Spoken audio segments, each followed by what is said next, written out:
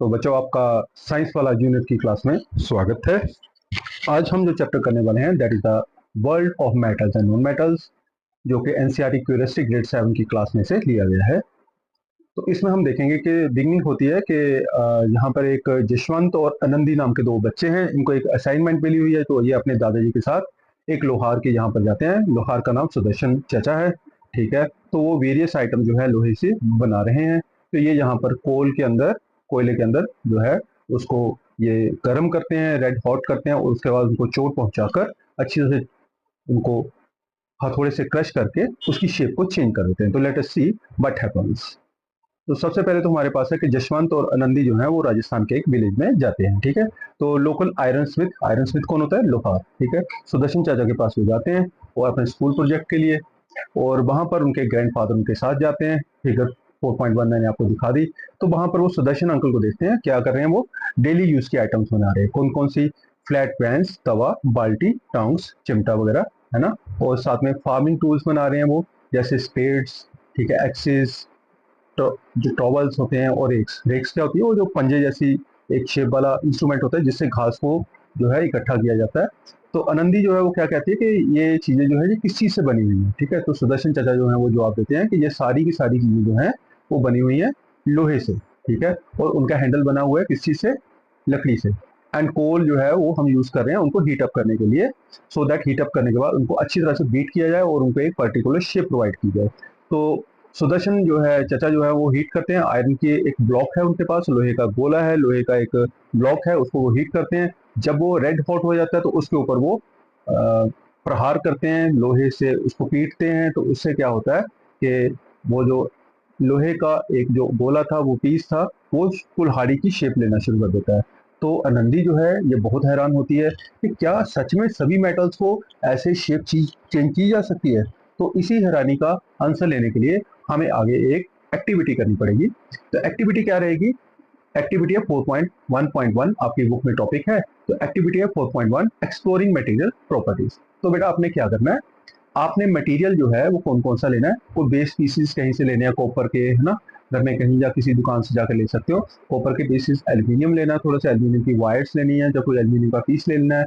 Iron लेनी है, एक पीस जो है कोयले का पीस लेना है। थोड़ा सा सल्फर का पीस लेना है। एक लकड़ी का ब्लॉक ले लेना है आपने, एक हैमर ले लेना है, और एक हार्ड सरफेस होनी चाहिए आपके पास जो जिसके ऊपर रख के इन सभी चीजों को बीट किया जा सके। तो सबसे पहले तो बात है कि हमने इन सभी चीजों को ऑब्जर्व करना है। ऑब्जर्व करने पर आप देखोगे कि ये सारी की सारी जो ऑब्जेक्ट हैं इनके ऊपर इनकी शेप कैसी है, इनका कलर कैसा है, क्या ये चमक रहे हैं। अगर चमक रहे हैं तो कौन कौन से चमक रहे हैं उनको अलग से रखिए, जो नहीं चमक रहे, जिनमें चमक नहीं है, उनको अलग से रखिए, ठीक है। चमक मीनिंग दे आर, कि अब हमें उसके बाद क्या है कि अब प्रोसीजर क्या है। अब फिर उसके बाद आपने क्या करना है, इनको उठा के एक लोहे के ब्लॉक के ऊपर रखना है, और लोहे का ब्लॉक जो हमने लिया था, ठीक है, जिसके ऊपर इनको रख के बीट किया जा सके। तो 1 बाय 1 आपने कॉपर, एल्यूमिनियम, आयरन, ठीक है, कोयला का जो पीस है, ठीक है, और सल्फर का जो लंप था छोटा सा, ठीक है, चने की साइज जितना, ठीक है, और वुड का जो ब्लॉक था, उन सभी को हैमर से आपने क्रश करना है, हैमर से उसको बीट करना है, ठीक है। तो ये चीजें आपको मैंने एक्सपेरिमेंट बता दिया। अब उसके बाद आपने ये सारी की सारी ऑब्जर्वेशन जो है ना, ये सारी की सारी ऑब्जर्वेशन आपने एक टेबल में लिखनी है, ठीक है। आपने क्या क्या रिकॉर्ड करना है? 4.1 टेबल है जो हमारा पास नीचे आ रहा है, ये वाला टेबल। इसमें सभी चीजों का नोट करना है आपने, ठीक है। तो नोट करने के लिए हमारे पास क्या रहेगा? तो सबसे पहले तो आपने इनकी अपीयरेंस नोट की, ठीक है। अपीयरेंस में मीनिंग क्या? ये लस्ट्रस है, लस्ट्रस का मीनिंग होता है क्या इनमें चमक है, ठीक है। आपने देखा कि अब इनमें से देखिए कौन कौन सी कॉपर के बर्तन आपने देखे होंगे, चमक होती है उसमें। एल्यूमिनियम की फॉइल में चमक होती है, आयरन की जितनी चीजें उनमें चमक होती है, कोयले में चमक नहीं होती, सल्फर में चमक नहीं होती, वुड का ब्लॉक भी डल होता है, ठीक है। तो आपने ये चीजें सबसे पहले ऑब्जर्व कर ली। फिर उसके बाद आपने 1 बाय 1 इनको क्रश किया, किसकी हेल्प से? हैमर की हेल्प से इनको हिट किया लोहे के ऊपर, किसी मोटे पीस के ऊपर रखे, और उसके बाद उसको देखा कि वो क्या करता है। अब इसके बाद आपने देखा कि जब आप इसको बीट करोगे, ठीक है, तो वहां पर क्या होगा? There would be change in the shape of the iron, ठीक है, कॉपर, एल्यूमिनियम, जिसको भी आप 1 बाय 1 लोहे से पीटोगे उसकी शेप चेंज हो रही है। तो उसके लिए अब हम क्या करेंगे, अब ये हमने एक एक्टिविटी करनी है। तो ये वाली एक्टिविटी जो है इसमें हमने देखना है कि मेटल जो है मेलेबल होती है, ठीक है। मेलेबल मीनिंग उनको शीट्स में कन्वर्ट किया जा सकता है। तो यहाँ पर देखिए कौन कौन सी आइटम्स रिक्वायर्ड है आपके पास। एक नेल लेनी है आपने, ठीक है, एक कोयले का पीस ले लिया, एक पेंसिल लेड ले लिया, पेंसिल में से निकाला जो, ठीक है, ये कार्बन से बना होता है, एल्यूमिनियम की एक वायर ले ली और एक हथौड़ा ले लिया, ठीक है, तो ये आपके पास आ गया। तो हम पहले सबसे पहले नेल को हिट करेंगे किसी सरफेस के ऊपर रखकर। देखिए सरफेस जो है वो आपकी लोहे की होनी चाहिए, ठीक है। तो जब हमने आपको इस सरफेस को इसको सरफेस के ऊपर रख के हिट किया तो आप देखिए इसकी शेप चेंज हो रही है ना, it is converting to flat, ठीक है। एल्यूमिनियम की वायर के साथ भी ऐसा हो रहा है, जब हम इसको हिट कर रहे हैं तो it is converting to flat, ठीक है जी। अभी इसके बाद आप इसकी सरफेस में देखिए, ये देखिए टोटली फ्लैट होगी, ये पहले इसकी शेप कुछ और थी, जैसे जैसे हम इसको हिट करेंगे ये फ्लैट होती जा रही है। इसी के साथ अब हमारे पास दो चीजें और थी, उनको भी अब हम देखते हैं, ठीक है। तो इसके बाद नेक्स्ट आ जाता है हमारे पास वी हैव कोल, तो ये रहा हमारे पास कोल। तो कोल को जब हम हिट करेंगे तो ये भी किसमें कन्वर्ट हो जाएगी, ये क्रश करने से टूट जाएगा। ऐसे लेड जो है, पेंसिल लेड, पेंसिल से निकाला हुआ सिक्का था, उसको भी क्रश किया तो ये टूट जाएगा, ठीक है जी। तो ये हमारे पास जो है ये सारी चीजें जो है वन बाय वन क्रश करने से कुछ चीजें ब्रिटल है, टूट रही हैं, और कुछ चीजें जो है ये देखिए ये फ्लैट होती जा रही है। लेकिन इसमें देखिए मेटल है, इसमें कोई ना कोई चमक है। तो मेटल में हमने ये पता चल गया कि हमें कि इसमें चमक होती है, और कुछ चीजें ऐसी होती है, कुछ मटेरियल ऐसा होता है कि जिसको आप हिट करोगे तो वो क्या है, पाउडर में कन्वर्ट हो जाता है। जब ब्रिटल हो जाता है वो सीधा सीधा जो है शीट्स में कन्वर्ट नहीं होता। तो मेटल्स जो है थिन शीट्स में कन्वर्ट हो जाता है हैमरिंग के बाद, ठीक है। तो ये जो प्रॉपर्टी है मेटल्स की, इसको हम कह देते हैं मेलेबिलिटी। अब हम फिर से इसी टेबल से शुरू करते हैं। हमारे पास है piece of copper, piece of aluminium, iron nail, piece of coal, lump of sulphur and block of wood. ये सारी की सारी चीजें हमारे पास मौजूद है। तो आपने, मैंने बोला था ना, इनको ऑब्जर्व करना है पहले। तो ऑब्जर्व करने के बाद हमारे पास क्या रहा कि इनमें से कुछ चीजें जो कि नॉन लस्टर्स है और कुछ लस्टर्स है। लस्टर्स मीनिंग जिनमें चमक है। तो कॉपर, एल्यूमिनियम और आयरन की नेल में हम देखेंगे चमक है। दूसरी बात है, जब हम उनको हाथ लगाकर देखेंगे तो वो हार्ड है, ठीक है। तभी तो हमने उसको लोहे से जो है उसके ऊपर लगातार हिट किया, ठीक है। लोहे से उसको पिटाई उसकी अच्छी तरह से की है। क्यों किया है उसको, क्योंकि वो जो है वो बहुत हार्ड है, सख्त है। तो ये चीजें सख्त रहेंगी। लेकिन सख्त तो हमारे पास कोयला भी है, लेकिन कोयले को हम जब हिट करेंगे तो वो छोटे छोटे पीसेज में ब्रेक हो जाता है। सल्फर को हम हिट करेंगे तो वो भी छोटे छोटे पीसेज में ब्रेक हो जाएगा। वुड को हम करेंगे, ठीक है, तो वो भी ब्रेक हो जाएगा पीसेज में। तो ये तीनों चीजें जो है पीसेज में तो ब्रेक हो जाएंगी, लेकिन ये फैलेंगी नहीं, ठीक है। ये जो है इनमें ये इनकी चादर जैसा स्ट्रक्चर नहीं बनेगा, ठीक है। दे आर नॉट स्प्रेडिंग, लेकिन ये फ्लैट हो जाती है। तीनों की तीनों चीजें, कॉपर, एल्यूमिनियम और नेल जो है ये फ्लैट हो जाती है। अब यहां से हमें क्या क्लियर हुआ, तो टेबल 4.1 जो अभी हमने ऊपर देखा, वहां से हमें एक बात क्लियर हुई कि कुछ चीजें जो है वो लस्टर्स होती हैं और हार्ड मटेरियल होती हैं। लस्टर्स का मीनिंग चमकीली होती हैं और कठोर होती हैं, ठीक है। उनको आप हाथ से दबाकर देखिए वो नहीं दबेंगी। जैसे लस्टर्स मटेरियल कौन कौन सा है और जो कठोर पदार्थ कौन से हैं, आपने कॉपर देखा। कॉपर जो है चमकदार भी होता है और सख्त भी होता है। सिल्वर का भी सेम है। आयरन, गोल्ड, ये सारी चीजें जो है बहुत चमक वाली होती हैं, ठीक है। लेकिन साथ में एक बात और आपको याद रखनी है कि ये चमकीली तो हैं, ठीक है, इनमें पूरी चमक है, लेकिन साथ में ये बहुत हार्ड भी है, ठीक है। तो ये हमारे पास कुछ मेटल्स हैं, कॉपर, सिल्वर, आयरन और गोल्ड। अब इसके बाद है कॉपर। कहाँ देखा आपने, कॉपर की वायर्स देखी होंगी आपने अपने घर में लगी हुई है ना। कॉपर जो जितनी भी वायर्स होती हैं उसको थोड़ा सा छील कर देखो, उसके अंदर से कॉपर निकलता है। एल्यूमिनियम की जो है आपने पन्नी देखी होगी, किचन की फॉइल जो है, ठीक है, रसोई में पन्नी जिसमें हम खाना जो है उसको पैक करते हैं, ठीक है। उसके बाद आयरन जो है तो उसमें आयरन नेल्स में देखी होगी, आयरन के गेट बने होते हैं, है ना। तो इसमें हमने एक चीज देख ली कि जितनी भी मेटल्स हैं, ये वाली तीन चार चीजें हमने देख ली कि ये सारी की सारी चमकदार है और हार्ड है, ठीक है। तो जो इनकी चमक है, वो चमक को हम कह देते हैं, एक पर्टिकुलर नाम देते हैं, this shine is called metallic lustre, ठीक है। इसको धात्विक चमक कहते हैं। तो देखिए ये जो चमक है ना इसमें, सिल्वर, गोल्ड, आयरन और कॉपर में, इसको हम कहेंगे धात्विक चमक। और उसके बाद आती है हमारे पास नॉन मेटल्स। नॉन मेटल्स कौन सी होंगी, जैसे कोयला था, हमने अपने क्रश किया उसको हथौड़े से तो वो छोटे छोटे पीसेस में कन्वर्ट हो गया। गंधक जो थी वो भी नॉन मेटल थी। वुड जो थी वो भी नॉन मेटल थी। वो नॉन लस्टर्स हैं, बिना किसी चमक के हैं, और लेस हार्ड है। लेस हार्ड है, हाथ से तो हमें हार्ड लग रही है, लेकिन इसमें एक है कि हथौड़े से पीटने पर वो हार्ड नहीं रही, वो पीसेस में कन्वर्ट होगी। अब इसमें कुछ एक्सेप्शन भी है, जो मैंने बात बोली ना कि ये बहुत हार्ड होती है, लेकिन ऐसा है कि कुछ मेटल जो हैं वो सॉफ्ट भी रहती हैं, ठीक है। जैसे सोडियम और पोटाशियम मेटल्स हैं, इनको हम, ये देखिए ये सोडियम है, ठीक है, और ये पोटाशियम है। अब सोडियम और पोटाशियम को धीरे से आप चाकू से काटोगे तो ये कट जाएगी बड़े आराम से। ऐसे हमारे पास एक मेटल ऐसी भी है जो लिक्विड है। अब आप सोचेंगे लिक्विड मेटल भी है और वो लिक्विड भी है, ठीक है, यस। तो हमारे पास मरकरी एक ऐसी मेटल है, ठीक है, जो कि लिक्विड है। ये देखिए ये मरकरी का हमारे पास है, ठीक है। तो ये मर्करी कहाँ यूज करते हैं हम? थर्मामीटर में, मर्करी थर्मामीटर आता है तो इसमें हम इसको यूज करते हैं। ठीक है जी।